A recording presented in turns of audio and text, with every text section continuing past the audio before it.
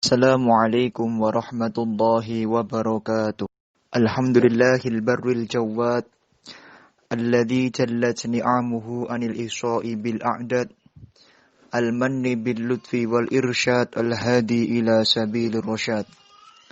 Allahumma shalli wa sallim wa barik ala habibikal karim wa ala alihi huril kiramil bararah wa sahbihi muntakhabinal khiyarah amma ba'dah. Ibu-ibu semuanya calon ahli surga yang dimuliakan oleh Allah Subhanahu wa taala.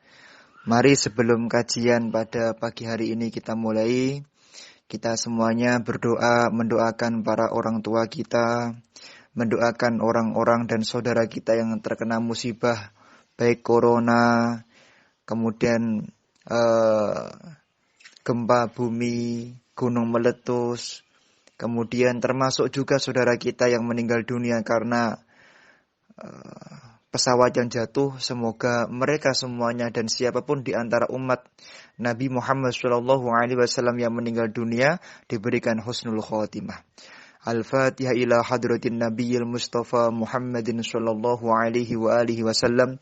Wa ila hadrati kutbi jami'il maqam wal hausil a'dham Syekh Abi Hasan Ali Asyadili, Syekh Abdul Qadir Jilani, Syekh Junaid Al-Baghdadi, Syekh Bauddin An-Naqsabandi, wa silsilati tariqah Qadiriyah An-Naqsabandiyah wan Naqsabandiyah Khalidiyah, wa silsilati tariqah Syadiliyah wa usulihim wa furihim wa ahli kuburi Jamiah Askadina Karanganyar wa usulihim wa furihim lahumul fa.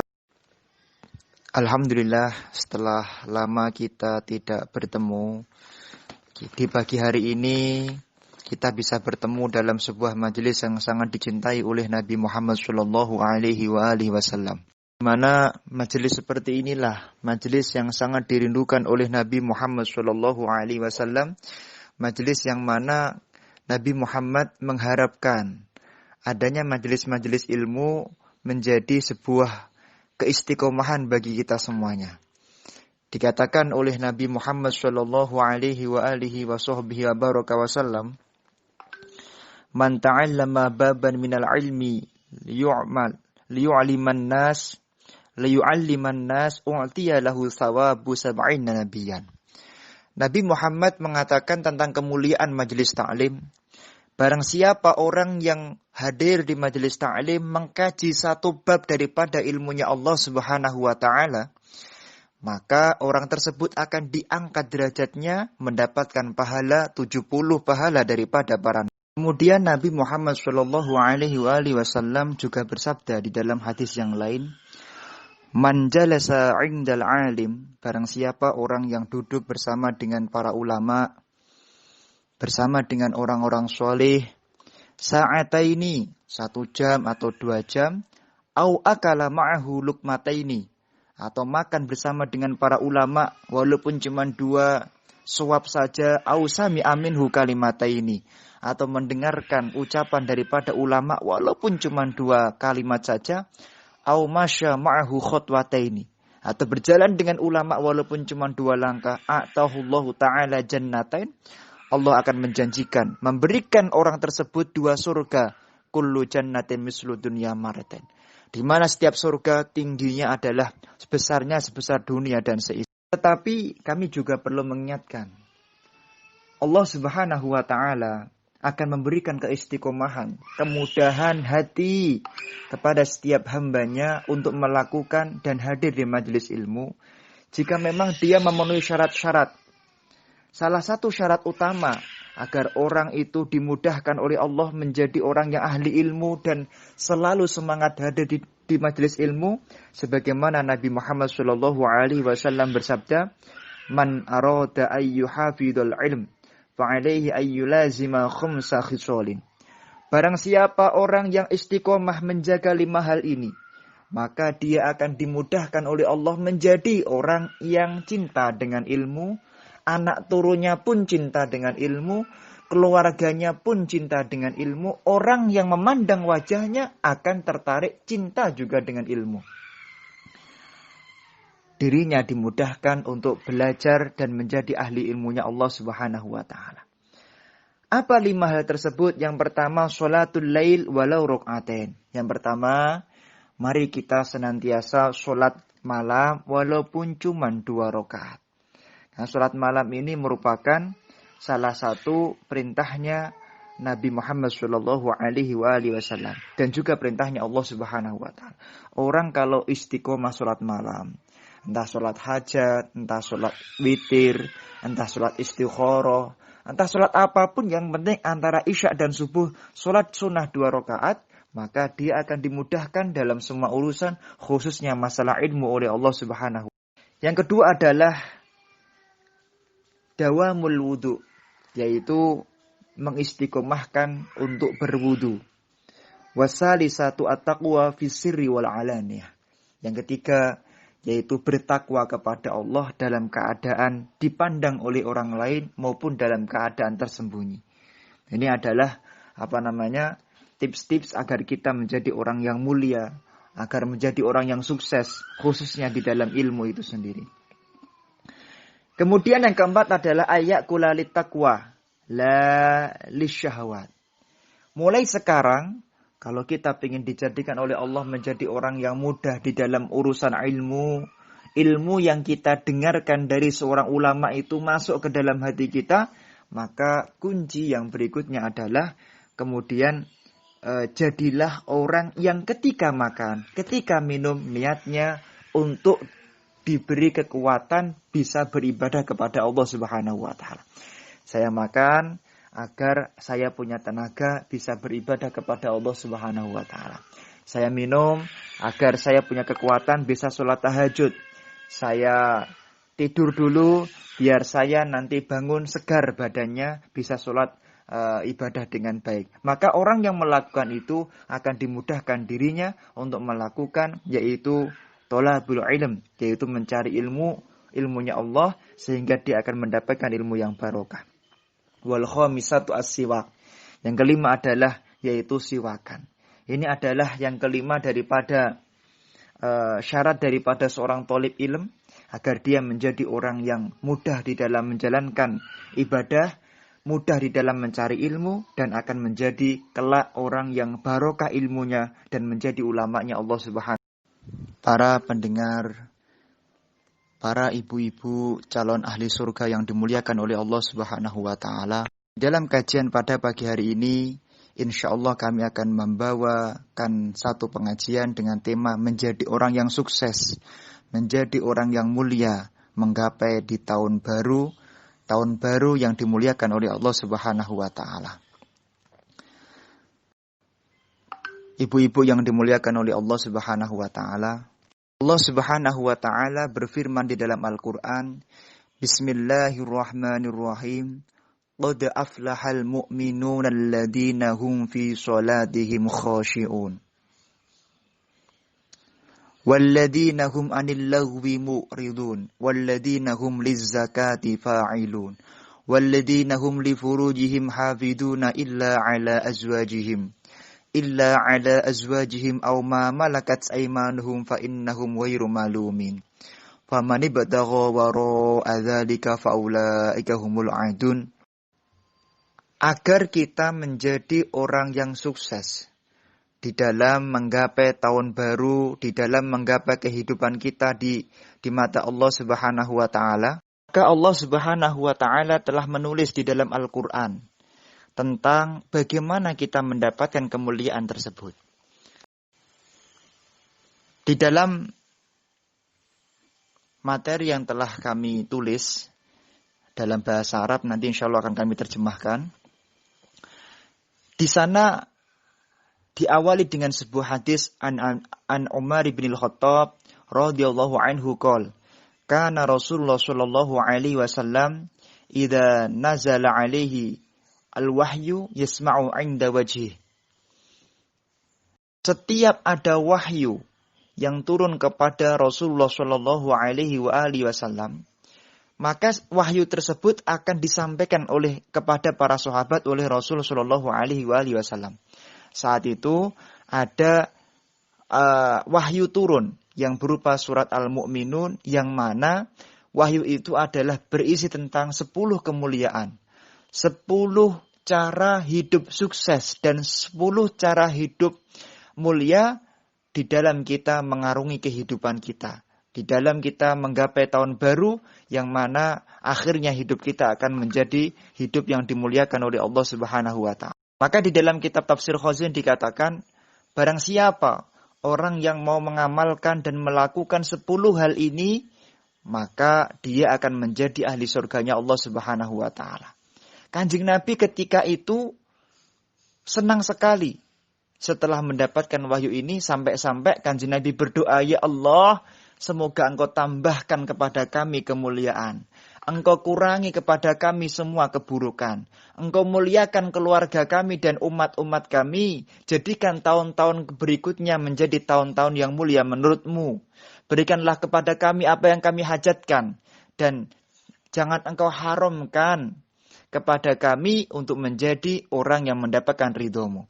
Artinya 10 tips ini adalah 10 tips yang mana Nabi Muhammad SAW itu senang sekali untuk melakukannya agar kita menjadi ahli surganya Allah Subhanahu wa taala. Apa itu 10 tipsnya?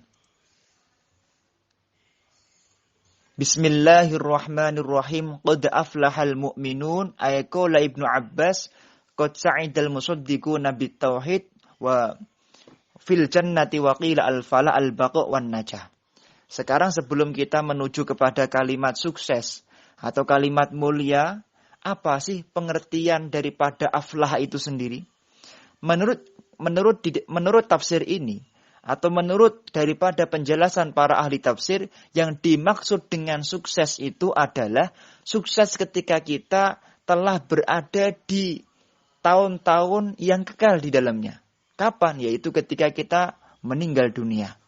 Maka ketika kita berbicara tentang hidup mulia, maksud daripada hidup mulia, hidup sukses itu apa? Yaitu ketika kita bisa memastikan tahun-tahun kita di tahun-tahun berikutnya itu akan diberi husnul khotimah dan mendapatkan surga dari Allah Subhanahu wa taala.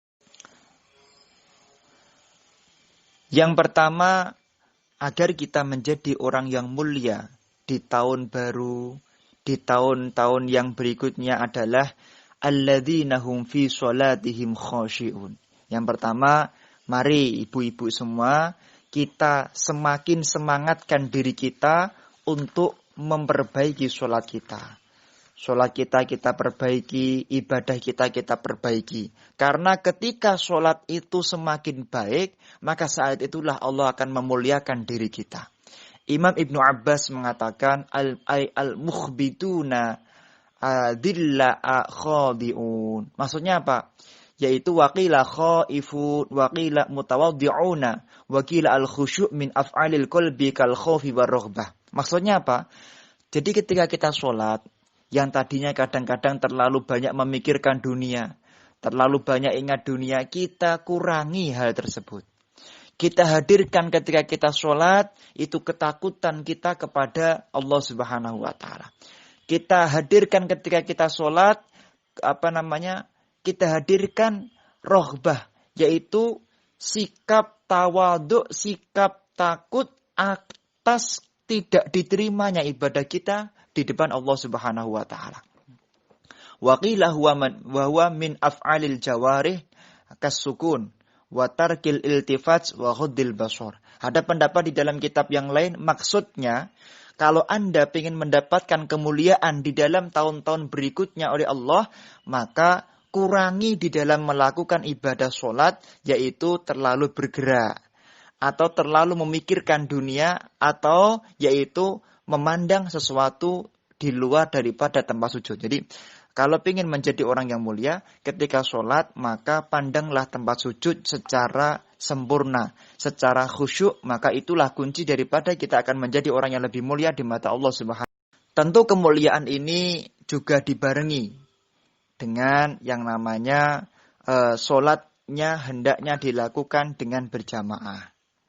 Karena ketika sholat itu dilakukan dengan berjamaah, maka saat itulah Allah akan menjadikan kita menjadi orang yang semakin dicintai oleh Allah Subhanahu wa taala. Yang pertama, di dalam hadis Nabi Muhammad sallallahu alaihi wasallam Nabi bersabda tentang keutamaan sholat dengan berjamaah, sholat dengan khusyuk. Man sholla sholawat al-khamsa ma'al jama'ati falahu khamsatu asya. Barang siapa orang yang senantiasa istiqomah melakukan sholat berjamaah, berusaha menkhusyukkan sholatnya, berusaha memperbaiki sholatnya, maka dia akan mendapatkan 5 keutamaan dan 5 kemuliaan. Jadi agar tahun-tahun baru kita, tahun berikutnya kita tambah mulia, maka lakukan sholat berjamaah secara istiqomah dan tentunya perbaiki sholat kita menuju kepada tingkatan khusyuk di dalam syariatnya Allah Subhanahu wa Ta'ala. Al-awwalu la yusibuhu fakrun fid dunya. Yang pertama, orang yang ahli sholat berjamaah dan sholatnya senantiasa diperbaiki, maka dia tidak akan mendapatkan kefakiran di dunia. Adapun yang kedua, yarfa'ullahu ta'ala anhu adzabal qabri. Akan diangkat azab kuburnya oleh Allah Subhanahu wa Ta'ala. Jadi sudah tidak fakir, fakir itu kekurangan. Makannya kurang, rizkinya kurang, malas ibadah, malas untuk belajar.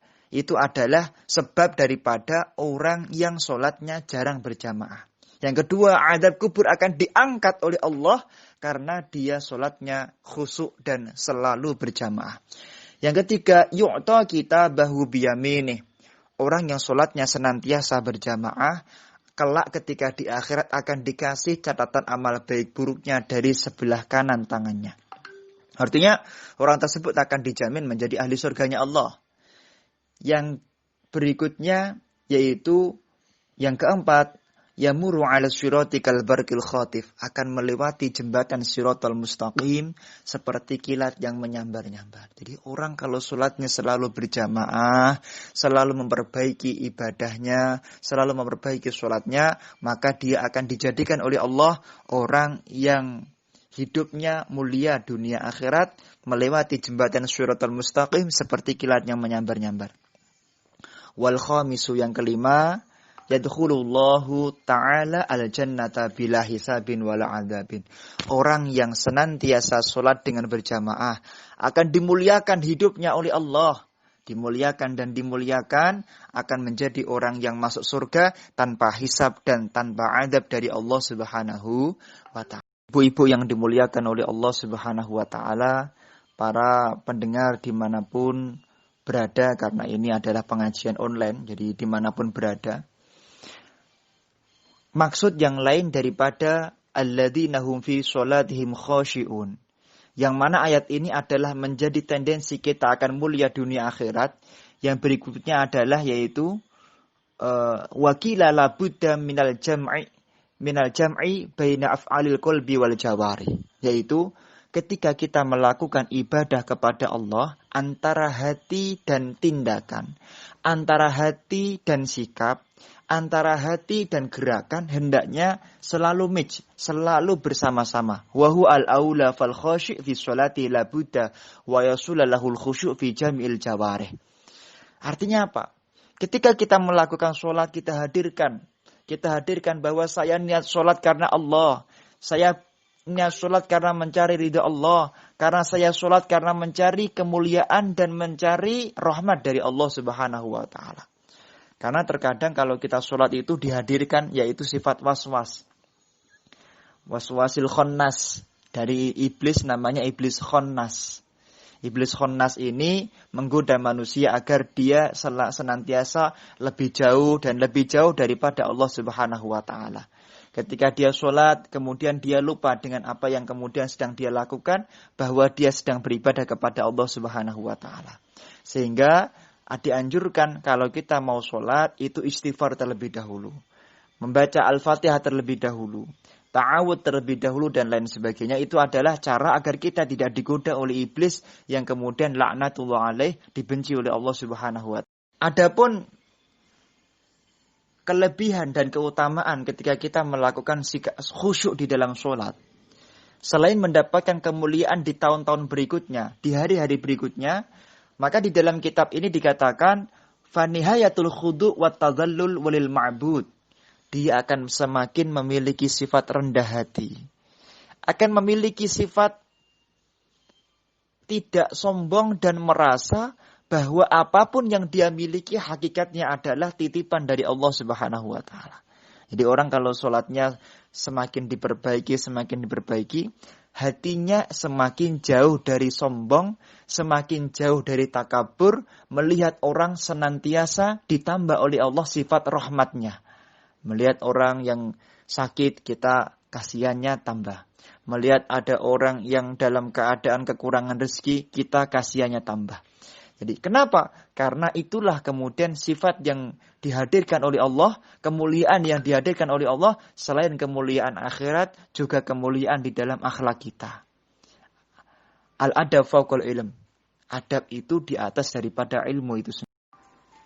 Kemudian, untuk menggapai kemuliaan dunia dan akhirat, kemuliaan di tahun baru ini, maka di dalam kitab Tafsir Khazin dikatakan bahwa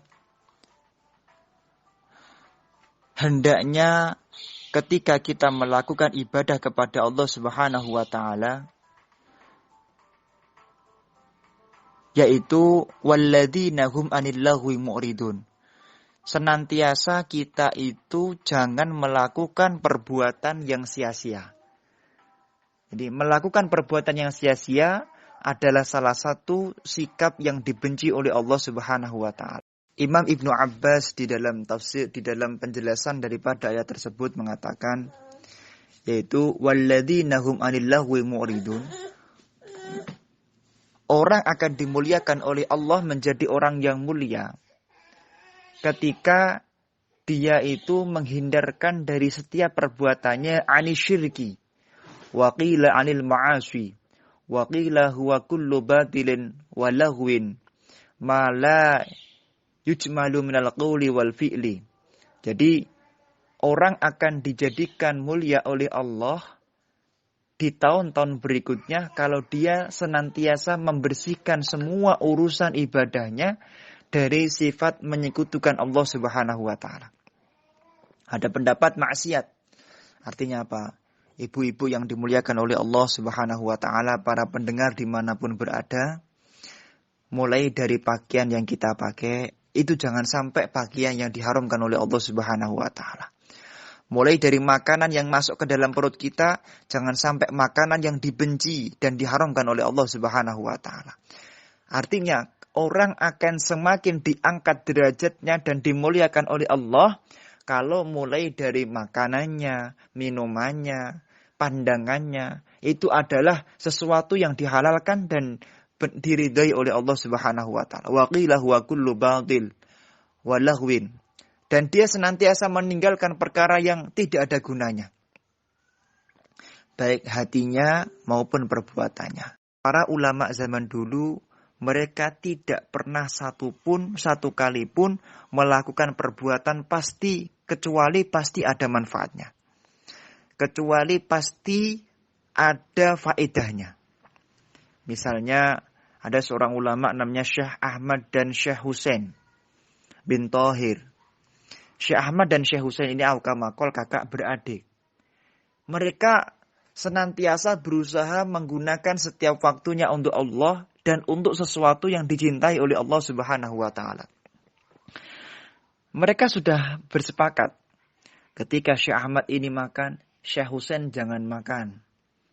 Apa tugasnya Syekh Husain? Baca kitab, baca Quran, biar ketika Syekh Ahmad makan, maka tetap mendengarkan kalimat-kalimat yang dicintai oleh Allah, yaitu bacaan Al-Quran. Sehingga dia mendapatkan rahmat dari Allah Subhanahu wa taala. Syekh Husain ketika makan, Syekh Ahmad tidak boleh makan. Syekh Ahmad ini tugasnya baca Quran, gantian. Sehingga ketika Syekh Husain ini makan, tetap bisa mendengarkan kalimat-kalimat lantunan ayat Al-Quran yang dicintai oleh Allah Subhanahu wa ta'ala. Itulah sikapnya para ulama. Guru saya Al-Habib Umar ibn Muhammad ibn Salim ibn Hafid ibn Syekh bin Abu Bakar bin Salim. Beliau Habib Umar bin Muhammad bin Salim bin Hafid. Beliau itu ketika di pesawat, diperhatikan oleh khotimnya, pendereknya, tidak satu kali pun, tidak satu detik pun kecuali bersama dengan ilmu, kecuali murojaah daripada, yaitu daripada Al-Quran. Kecuali murojaah daripada ayat-ayat Al-Quran dan kitab-kitabnya Allah Subhanahu wa Ta'ala. Baca hadis, baca Al-Quran. Bahkan konon ketika di pesawat perjalanan dari Indonesia menuju ke Jeddah, beliau khatam Al-Quran. Sekali lagi, kunci kedua agar kita menjadi orang yang mulia, dunia dan akhirat, menjadi orang yang semakin mulia di tahun baru ini adalah tidak boleh melakukan perbuatan yang sia-sia. Minimal ketika kita berzikir, ketika kita sedang diam baca Fatihah, baca Al-Ikhlas. Pernah kami sampaikan di dalam kajian dari kitab yaitu Tazkiratul Qurtubi bahwa syaka rajulun ilan Nabi sallallahu alaihi wa alihi wasallam. Ada seorang laki-laki curhat kepada Rasulullah. Saya tidak bosan menyampaikan ini karena ini adalah amalan yang ringan tapi sangat mulia di mata Allah Subhanahu wa Ta'ala. Beliau curhat, Rasulullah, saya banyak urusan, saya banyak hutang, saya banyak kesulitan, saya sulit mencari pekerjaan dan saya sulit mencari jodoh. Kira-kira apa yang harus saya baca doa-doa daripada doa-doa yang mustajabah di hadapan Allah Subhanahu wa Ta'ala. Rasulullah mengatakan, "Idza dakhalta ila manzilika faqra' suratal Ikhlas marrah." Wahai fulan, kalau engkau ingin dimuliakan oleh Allah, kalau engkau ingin diangkat derajatnya oleh Allah, kalau engkau ingin menjadi orang yang hidupnya semakin diangkat dan diangkat oleh Allah, maka setiap masuk pintu rumah, bacalah Al-Ikhlas 1 kali pakai bismillah. Fafa'ala dzalik fawassa Allah alaihi rizqu. Orang tersebut benar-benar mengamalkan, melakukan apa yang menjadi perintahnya Nabi Muhammad sallallahu alaihi wasallam, dan akhirnya orang tersebut menjadi orang yang diangkat dan menjadi orang yang mulia. Dari segi jabatan dia diangkat sangat tinggi, dari segi rizki dia orang yang paling kaya di zaman Nabi Muhammad sallallahu alaihi wasallam. Keluarganya kelihatan paling bahagia. Bahkan Kanjeng Nabi setelah mendengar itu kemudian bersabda, "Man qara'a suratal Ikhlas fi maradih." Barang siapa orang yang senantiasa membaca surat Al-Ikhlas dalam hidupnya, terutama dalam sakitnya, alladzi yamutu fihi lam yantin fi qabrih. Ketika dia mati maka tidak akan membusuk jasadnya. Wa amina min dzikil qabri, akan aman dari sempitnya siksa kubur. Wa hamalatul malaika bi ajnihatihim, akan dibentangkan malaikat-malaikat yaitu sayapnya, hatta yajuzu bihi minas sirati ilal jannah, sehingga orang tersebut akan pasti menjadi ahli surganya Allah Subhanahu wa Ta'ala. Maka mari kita senantiasa istiqomah membaca surat Al-Ikhlas. Surat yang pendek tapi memiliki fadilah yang agung. Yang penting jangan sampai kita izinkan, jangan sampai kita ridhoi mulut kita, jawarih tubuh kita, gerak-gerak kita, nafas kita satu detik pun kecuali kita hadirkan untuk menyenangkan Allah Subhanahu wa Ta'ala. Kita hadirkan untuk menyenangkan Nabi Muhammad sallallahu alaihi wasallam. Kami pernah menyampaikan di dalam kajian pertama kali bersama dengan Asgadina di Masjid Agung Karanganyar. Kurang lebih begini kalimatnya. Bapaknya Imam Ibnu Taimiyah itu menjual apa yang dia miliki untuk membayar seorang pembantu. Pembantunya ini tugasnya duduk di depan kamar mandinya. Di mana pembantunya ini bertugas, setiap bapaknya Imam Ibnu Taimiyah masuk ke dalam kamar mandi, beliau membaca kitab dengan suara keras. Membaca Al-Quran dengan suara keras. Membaca hadis dengan suara keras. Kenapa? Karena tidak ingin satu detik pun dia di dalam kamar mandi kecuali bersama dengan Allah. Kecuali dia bersama dengan ilmu. Kecuali dia senantiasa mendengar zikir-zikir yang mana menghadirkan rahmatnya Allah Subhanahu wa Ta'ala. Jadi tidak ingin. Maka itulah yang kemudian dia lakukan sehingga dia menjadi orang yang dimuliakan oleh Allah dan ilmunya diberikan berkah. Ibu-ibu dan pendengar dimanapun berada yang dimuliakan oleh Allah Subhanahu wa Ta'ala. Adapun yang berikutnya, walladzina hum lizzakati fa'ilun. Agar kita menjadi orang yang dimuliakan dan mampu menggapai kemuliaan di tahun baru dan tahun berikutnya, di kehidupan yang baru, di kehidupan yang kekal adalah mari kita pastikan kita telah mengeluarkan zakat. Andai kan kita telah mengeluarkan zakat, kita keluarkan sedekah. Dikatakan bahwa orang-orang yang senantiasa memperhatikan zakatnya, memperhatikan sedekahnya akan dimuliakan oleh Allah Subhanahu wa taala. Ay az-zakah al-wajibah al-muadduna fa'abbaru 'anit ta'diyah bil fi'li li'annaha fi'lun li'annaha fi'lun wa qila az-zakah ha huna al-amal as-shalih wal awwal aula.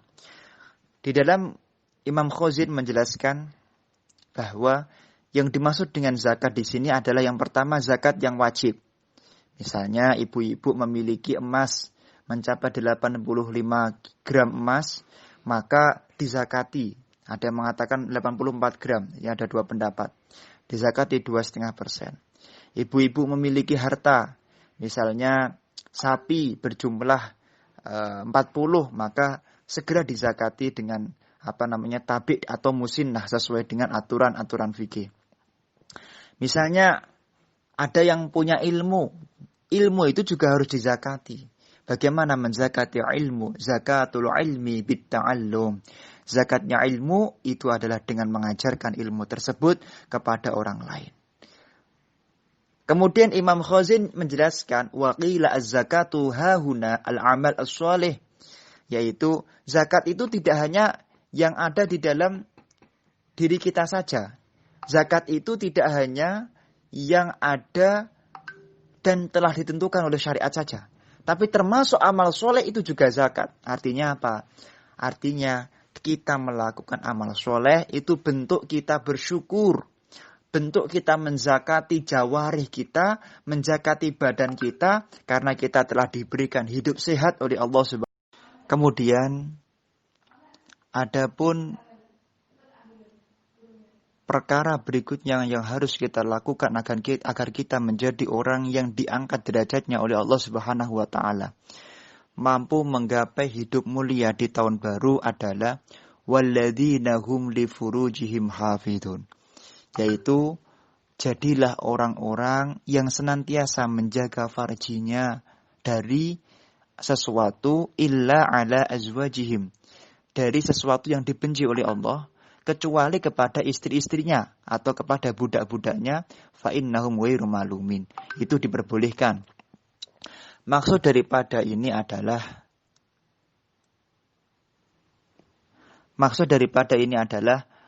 al-farju ismun li sawatir rajuli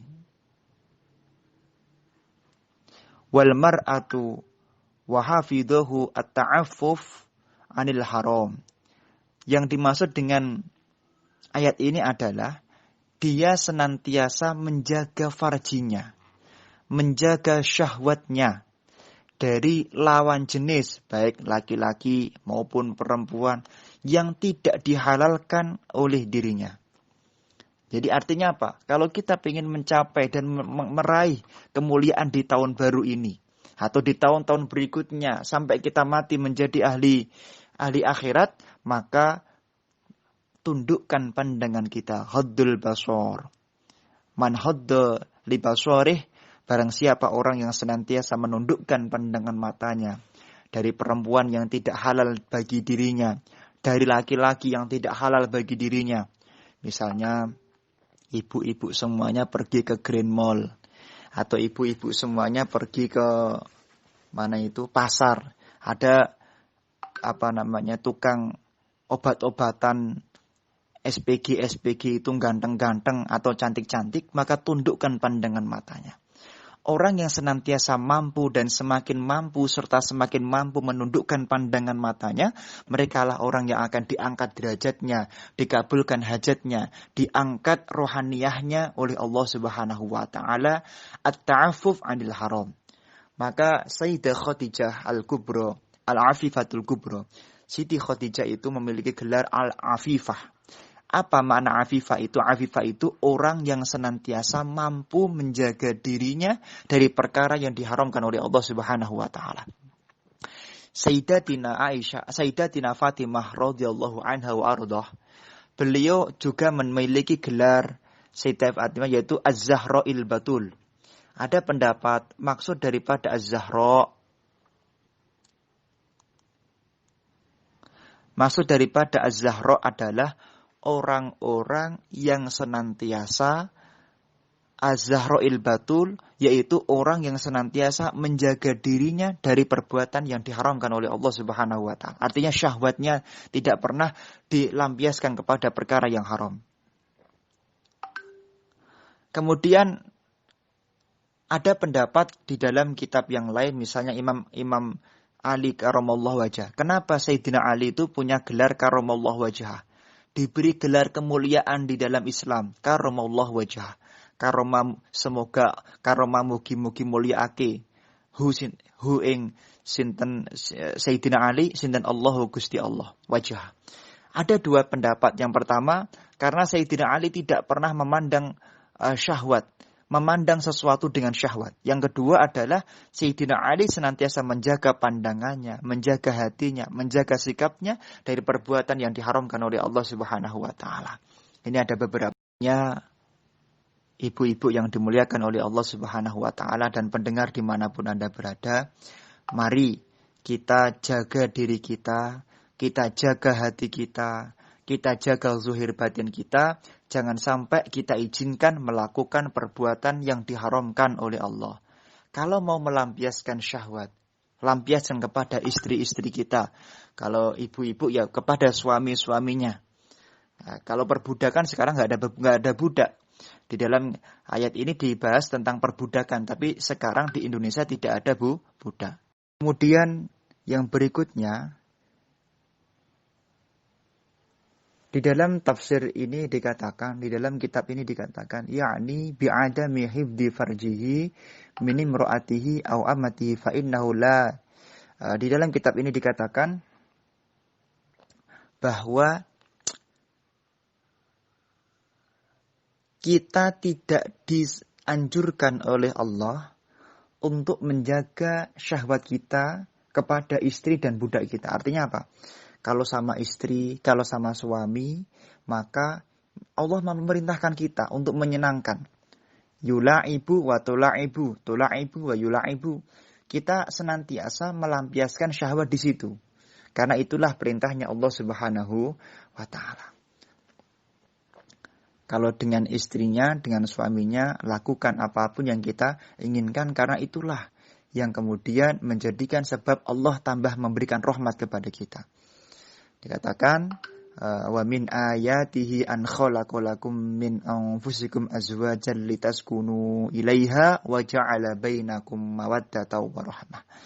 Semakin kita sering melakukan hubungan, ya, semakin kita sering melakukan hubungan dengan suami kita, dengan istri kita, maka akan semakin menjadikan sebab rahmatnya Allah turun untuk keluarga kita.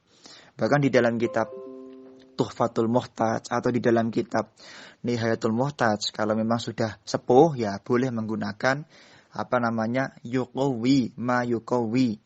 Kalau bahasa kitanya ya obat kuat itu enggak jadi masalah, kira-kira begitulah. Yang penting bisa menghadirkan hilangnya syahwat di dalam diri. Kemudian yang berikutnya agar kita mencapai kemuliaan hidup dunia dan akhirat adalah walladzina hum li amanatihim wa ahdihim raun, yaitu senantiasa menjaga amanah yang telah Allah berikan kepada kita. Ibu-ibu semuanya diberi amanah sebagai seorang perempuan. Apa kewajiban seorang perempuan? Yaitu hamil, melahirkan, dan lain sebagainya. Itu adalah kewajiban, itu adalah memang fitrah. Kemudian haid dan lain sebagainya. Itu amanah dari Allah Subhanahu wa taala. Tidak boleh kita menolak itu. Orang yang senantiasa menjaga amanah. Amanah di sini dalam arti batin ya, seperti haid, seperti hamil, itu tidak ada di dalam diri laki-laki. Maka orang yang senantiasa menjaga amanah, dia akan dimuliakan oleh Allah Subhanahu wa taala. Nabi Muhammad sallallahu alaihi wasallam diriwayatkan oleh Siti Aisyah radhiyallahu anha wa ardhah, beliau mengatakan ma min imra'atin tahidu illa kana haiduha kafarah. Seorang perempuan, wanita, ketika dia mau bersabar, ketika mau dia bersyukur, setelah mendapatkan haid dari Allah Subhanahu wa taala, maka tidaklah wanita haid kecuali haidnya itu akan menjadi kafarah bagi dirinya. Akan menjadi kafarah, akan diampuni semua dosanya oleh Allah Subhanahu wa taala. Kemudian dikatakan di dalam kitab ini wa bara'atun minan nar, akan diangkat derajatnya dan diangkat dirinya, tidak akan sekali-kali masuk nerakanya Allah Subhanahu wa taala. Kemudian wa jawazan 'ala syurati, akan dimudahkan wanita yang mau menerima fitrahnya untuk melewati jembatan Shiratal Mustaqim dengan aman minal adzabi, dan juga aman daripada azabnya Allah Subhanahu wa taala. Wa rafa'allahu ta'ala laha bi kulli yawmin wa lailatin darajata 40 syahidan idza kanat dzakiratun lillahi ta'ala fi haidiha. Jadi para ibu-ibu atau para perempuan yang diberi haid oleh Allah, kok dia bersyukur, alhamdulillah ya Allah, kula dipun paringi haid, kula dipun paringi menstruasi, dia membaca alhamdulillah ala kulli halin wa astaghfirullah min kulli dzambin. Jenengan di dalam haidnya membaca itu, maka akan diberikan banyak keutamaan yang telah kami sampaikan tadi. Kemudian juga sabar ketika hamil. Bahkan di dalam kitab Nihayatuz Zain, Imam An-Nawawi menulis riwayat bahwa man mata stolkon, seorang perempuan yang mati ketika dia melahirkan, maka matinya mati syahid. Bahkan walau zaniyah, walaupun dia hamil dalam keadaan karena perzinahan, maka itu adalah perbuatan yang dimuliakan oleh Allah ketika dia mau bersabar dengan fitrahnya, yaitu menjadi orang yang hamil. Sama dengan para laki-laki. Ketika para laki-laki, para bapak-bapak bersabar. Kewajiban laki-laki mencari nafkah. Kewajiban laki-laki untuk memberikan yang terbaik untuk istrinya misalnya. Mau bersabar, maka dia pun juga akan dimuliakan oleh Allah Subhanahu. Ibu-ibu mendengar dimanapun Anda berada. Kemudian untuk mencapai kemuliaan hidup di dunia dan di akhirat, Allah Subhanahu wa taala mengatakan walladzina hum 'ala sholawatihim yuhafidun. Salatnya 5 waktu tidak boleh terlambat, tidak boleh bolong, itu adalah kunci utama. Kita telah mendengar banyak hadis, misalnya pertama kali amalan yang akan dihitung, yang akan dihisab di akhirat adalah yaitu salat kita.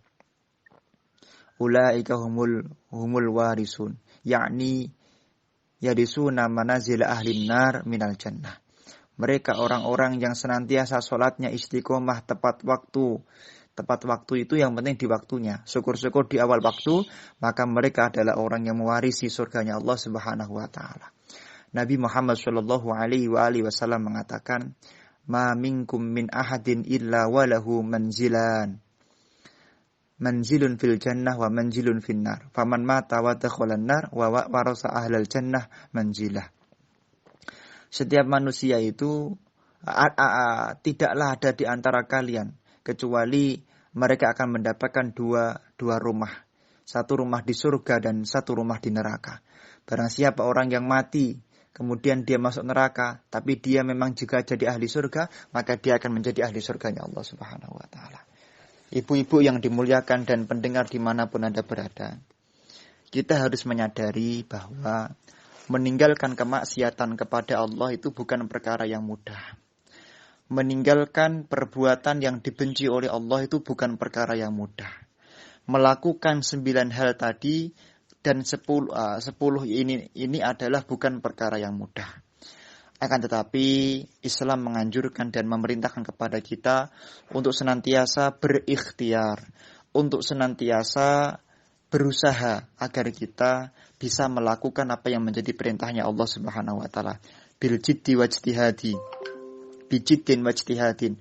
Dengan semangat tinggi, dengan semangat luar biasa, agar kita senantiasa menjadi orang yang mulia di dunia dan di akhirat, dimuliakan oleh Allah, bukan dimuliakan oleh makhluknya Allah. Butuh kepada Allah, bukan butuh kepada makhluknya Allah. Maka hakikatun najah. Hakikat kemuliaan itu sendiri adalah salah satu hakikat kemuliaan paling tinggi itu adalah ketika kita mampu menjadi hamba Allah yang butuh kepada Allah, bukan butuh kepada makhluknya Allah Subhanahu. Ibu-ibu mendengar dimanapun Anda berada, kemudian untuk mencapai kemuliaan hidup di dunia dan di akhirat, Allah Subhanahu wa taala mengatakan walladzina hum 'ala sholawatihim yuhafidun. Solatnya 5 waktu tidak boleh terlambat, tidak boleh bolong, itu adalah kunci utama. Kita telah mendengar banyak hadis, misalnya pertama kali amalan yang akan dihitung, yang akan dihisab di akhirat adalah yaitu solat kita. Ulaika humul warisun, yakni yadisuna manazil ahli nar minal jannah. Mereka orang-orang yang senantiasa sholatnya istiqomah tepat waktu. Tepat waktu itu yang penting di waktunya. Syukur-syukur di awal waktu, maka mereka adalah orang yang mewarisi surganya Allah Subhanahu wa taala. Nabi Muhammad sallallahu alaihi wasallam mengatakan, "Ma minkum min ahadin illa walahu manzilan. Manzilun fil jannah wa manzilun fin nar. Faman mata wa dakhalan nar wa warasa ahlal jannah manzilah." Setiap manusia itu tidaklah ada di antara kalian kecuali mereka akan mendapatkan dua rumah. Satu rumah di surga dan satu rumah di neraka. Barang siapa orang yang mati kemudian dia masuk neraka, tapi dia memang juga jadi ahli surga, maka dia akan menjadi ahli surganya Allah Subhanahu wa taala. Ibu-ibu yang dimuliakan dan pendengar dimanapun Anda berada, kita harus menyadari bahwa meninggalkan kemaksiatan kepada Allah itu bukan perkara yang mudah. Meninggalkan perbuatan yang dibenci oleh Allah itu bukan perkara yang mudah. Melakukan 9 hal tadi dan 10 ini adalah bukan perkara yang mudah. Akan tetapi Islam menganjurkan dan memerintahkan kepada kita untuk senantiasa berikhtiar, untuk senantiasa berusaha agar kita bisa melakukan apa yang menjadi perintahnya Allah Subhanahu wa taala. Bil jiddi wajtihadi. Bijiddin wajtihadin. Dengan semangat tinggi, dengan semangat luar biasa agar kita senantiasa menjadi orang yang mulia di dunia dan di akhirat, dimuliakan oleh Allah, bukan dimuliakan oleh makhluknya Allah. Butuh kepada Allah, bukan butuh kepada makhluknya Allah. Maka hakikatun najah, hakikat kemuliaan itu sendiri adalah salah satu hakikat kemuliaan paling tinggi itu adalah ketika kita mampu menjadi hamba Allah yang butuh kepada Allah, bukan butuh kepada makhluknya Allah Subhanahu. Para pendengar, ibu-ibu dan para pendengar dimanapun Anda berada, di dalam penutupan kajian pada pagi hari ini, saya ingin menyampaikan bahwa paling tidak kita berusaha melakukan apa yang telah kami sampaikan daripada 10 wasiat, 10 perintahnya Allah Subhanahu wa taala tadi di dalam Al-Qur'an agar kita menjadi orang yang mulia untuk kedepannya. Akan tetapi tentu Syekh Bakri Syato juga mengingatkan kepada kita, mewasiatkan kepada kita agar kita menjadi 5 golongan ini atau mencintai 5 golongan berikut ini. Di dalam kitab I'anatul Thalibin dikatakan la ta'kulul ardu jisman lin nabiyyi wala li alimin wa syahidin qatli mu'taraki wala li qari'il qur'ani wa muhtasibi adzanahu li ilahin mujril falaki. Jadilah 5 golongan ini agar kita menjadi orang yang mulia di dunia kita dan di akhirat kita. Agar lebih mulia di dalam tahun-tahun berikutnya. Yang pertama yaitu menjadi seorang nabi, atau kalau tidak berarti mencintai Nabi Muhammad lebih daripada kita mencintai diri kita sendiri. Yang kedua adalah menjadi orang yang senantiasa meningkatkan yaitu keilmuan kita. Artinya para pendengar ibu-ibu semuanya semakin kesini semakin semangat ngajinya. Semakin kesini semakin semangat ngajinya. Jangan sampai pandemi ini menjadi sebab kita menjadi orang yang tidak istiqomah ngaji, tidak istiqomah datang di majelis ilmu dan datang di majelis ta'lim. Dikatakan bahwasanya julusuka sa'atan fi majlisil ilmi la tamassu qalaman wa la taktubu harfan. Satu jamnya, satu langkahnya, satu detiknya kita datang di majelis ilmu, mendengarkan kajian-kajian yang dicintai oleh Allah, walaupun enggak bawa pulpen, walaupun enggak bawa buku, entah paham atau tidak paham, amila aw lam ya'mal, mengamalkan atau tidak mengamalkan, maka lebih baik bagi Allah daripada yaitu memerdekakan 1000 budak. Padahal dikatakan ijku raqabatin wi'aun anin nar, wija'un anin nar. Memerdekakan budak satu saja bisa menjadikan sebab kita akan selamat dari nerakanya Allah. Bagaimana kalau kita memerdekakan 1000 budak? Atau lebih baik daripada itu. Kemudian yang berikutnya adalah menjadi orang yang suka azan. Kalau misalnya ibu-ibu itu adalah perempuan, tidak diperbolehkan azan kecuali sesama perempuan, maka anak-anak kita, cucu-cucu kita ajari azan agar kita semuanya menjadi orang yang mulia dunia akhirat. Yang berikutnya adalah berjihad. Apa berjihad itu? Yaitu berjihad di jalan Allah, berperang melawan orang kafir. Kalau tidak, ya kita berjihad menghilangkan kebodohan-kebodohan di dalam diri kita. Yang terakhir adalah menjadi orang yang senantiasa memuliakan para ulama-ulamanya Allah Subhanahu wa taala. Insyaallah kita berkumpul di sini, kelak kita berkumpul di surganya Allah Subhanahu wa taala. Ala hadhihi niyyah wa likulli niyatin shalih ala mana salafuna shalih. Al-Fatihah.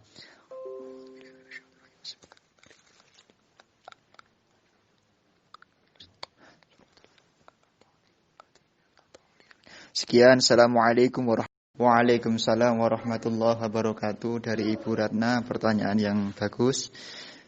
Misalnya kita punya target amal harian, tahajud, duha, tilawah, sedekah.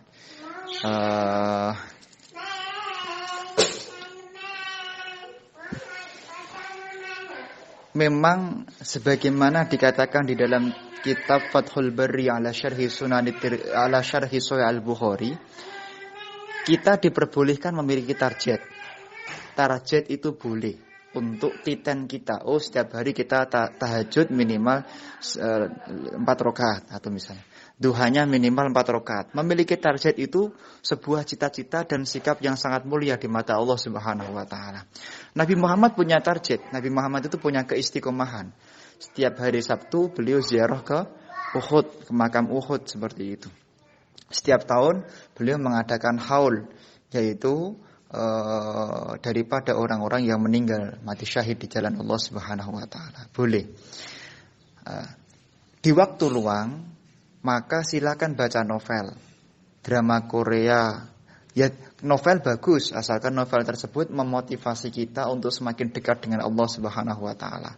Misalnya novelnya Habibur Rahman Al-Sirazi, novelnya Ibu Asma Nadia dan lain sebagainya. Saya juga membaca novel dan novel di rumah saya juga sangat banyak sekali. Asalkan novel itu adalah novel yang membuat kita semakin kenal dengan Allah, maka itu adalah sebuah perbuatan yang tidak dianggap anillahwi mu'ridun, yaitu menyanyiakan waktu. Akan tetapi yang dimaksud dengan menyanyiakan waktu di sini adalah ketika misalnya novel yang dibaca tidak ada faedahnya. Novel yang dibaca tidak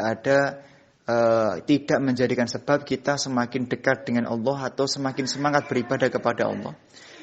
Itu jangan dibaca, itu termasuk daripada anillahwi muridun. Kemudian masalah drama Korea.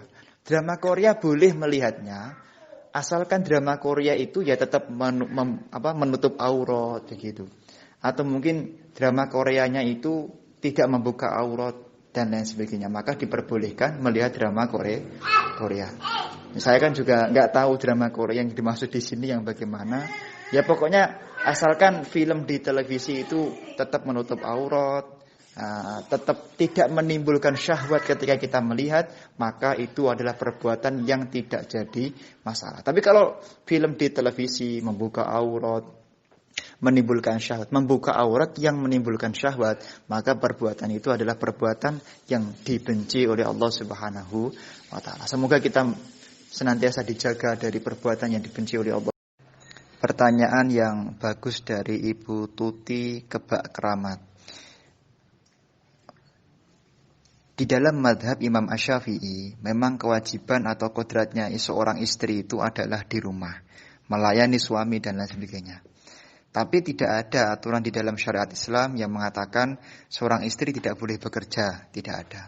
Siapapun memang dianjurkan bekerja dengan catatan tetap memperhatikan agar tidak menimbulkan yaitu terjadinya ikhtilat atau terjadinya perbuatan yang menimbulkan dosa. Bekerja tetap boleh, pakaiannya tetap dijaga, tetap menutup aurat, tidak bertabarruj, tidak menggunakan wewangian atau lipstik yang berlebihan, maka tidak jadi masalah. Sedangkan menitipkan anak kepada kakek atau kepada simbah itu juga tidak jadi masalah. Dengan catatan di dalam akad muamalahnya itu simbahnya juga menerima, tidak keberatan, maka tidak jadi masalah. Bahkan secara khilqah insaniyah, seorang kakek atau nenek itu senang kalau anaknya dititipkan kepada mereka, aslinya senang. Jadi yang terpenting adalah bagaimana akadnya. Kalau sama-sama ikhlas, sama-sama ridho, maka tidak jadi masalah. Saya kira orang tua itu senang kalau cucunya dititipkan kepada mereka. Andai kan misalnya kok ternyata tidak senang, ya memang harus mencari cara yang lain. Misalnya menghadirkan pembantu yang ahli di bidang anak-anak atau baby sister dan lain sebagainya. Cuman yang paling bagus memang dititipkan kepada keluarga. Seperti itu, tidak dititipkan kepada orang lain. Tapi kalau ternyata keluarga tidak ada, maka dititipkan kepada orang lain, wadi'ah, maka hukumnya tidak jadi. Seorang wanita, seorang ibu-ibu atau perempuan, memang sunnahnya, ini pertanyaan dari Ibu Fulan, itu sunnahnya sholatnya di rumah. Jadi sholatnya seorang perempuan sunnahnya di rumah. Akan tetapi di dalam madhab, di dalam kitab Taqriratus Sadida, andaikan dia ingin melakukan sholat di masjid, itu tidak jadi masalah dengan syarat. Yang pertama adalah tidak ada syahwat yang diyakini akan timbul. Yang kedua, tidak akan ada fitnah. Misalnya karena terlalu cantik kemudian menimbulkan fitnah, maka kalau bisa jangan sholat di masjid. Seperti kemarin di Aden, di Yaman itu, naudzubillah min dzalik, masya Allah. Ada seorang ibu-ibu itu meninggal dunia karena hidupnya suka keluar dari rumahnya menuju ke tempat-tempat yang tidak diwajibkan. Maka ketika meninggal dunia, pada malam pertamanya jenazahnya diambil. Jenazahnya diambil oleh para perampok, oleh orang-orang jahat untuk diperkosa. Karena dia senantiasa menampakkan kecantikannya di depan orang lain. Maka memang sebaik-baik perempuan, sebaik-baik wanita itu adalah mereka yang di depan orang lain kelihatan biasa-biasa saja, di depan suaminya senantiasa menghadirkan yang terbaik daripada kecantikan dan zinah dan tabarruj di depan suami. Itu sangat dianjurkan oleh Rasulullah Shallallahu Alaihi Wasallam. Yang ketiga syaratnya adalah ada mahram yang menemani. Jadi ketika sholat di masjid ya tidak sendirian. Atau kalau tidak mahram ya sesama perempuan yang bisa dipercaya. Rame-rame nggak jadi masalah. Tentu yang keempat adalah tidak terjadi ikhtilat. Sholatnya di masjid sendirian, imamnya cuma sendirian, laki-laki sendirian. Ini ikhtilat nggak boleh, haram hukumnya. Kalau 4 syarat itu terpenuhi, maka seorang perempuan boleh sholat di masjid. Nah, kemudian solusi saya agar misalnya Ibu Fulan ini pengen tetap sholat di rumah, maka di dalam kitab Kifayatur Rohib, di dalam kitab Mazhab Imam Asy-Syafi'i Al-Um dan lain sebagainya, diperbolehkan kita untuk i'anah, memberi pertolongan kepada orang lain yang belum melakukan sholat berjamaah untuk sholat berjamaah dengan kita. Artinya apa? Maksudnya begini. Misalnya kita sudah sholat jamaah di masjid. Ini pernah ada di zaman Rasulullah Shallallahu Alaihi Wasallam. Sholat di masjid. Ini hadisnya sahih. Kemudian ada orang yang belum sholat. Kemudian kita, ini daripada sholat sendirian tak tolong sholat untuk kedua kali, maka hukumnya boleh. Artinya kalau misalnya Ibu Fulan tetap pingin sholat di rumah, maka suaminya disuruh sholat dulu di rumah. kemudian sholat dulu, kemudian sholat jamaah di masjid, atau setelah sholat jamaah di masjid, sholat lagi di rumah untuk kedua kali. Karena sholat dua kali tidak jadi masalah dengan sebab satu, ternyata sholat yang kedua lebih banyak jamaahnya. Ya, misalnya suaminya sholat di rumah sama istrinya kan berdua tok. Nanti pergi ke masjid, maka nggak jadi masalah karena jamaahnya lebih besar. Yang kedua, sholat pertama itu jamaah, sholat kedua ini dilakukan lagi karena menolong agar orang lain sholat berjamaah. Maka sholat dua kali seperti itu tidak jadi masalah. Nah, pahalanya bagaimana Pak? Pahalanya kalau andai kan dulu ada sholat yang belum sempurna, maka akan digantikan dengan sholat yang dilakukan di waktu tersebut.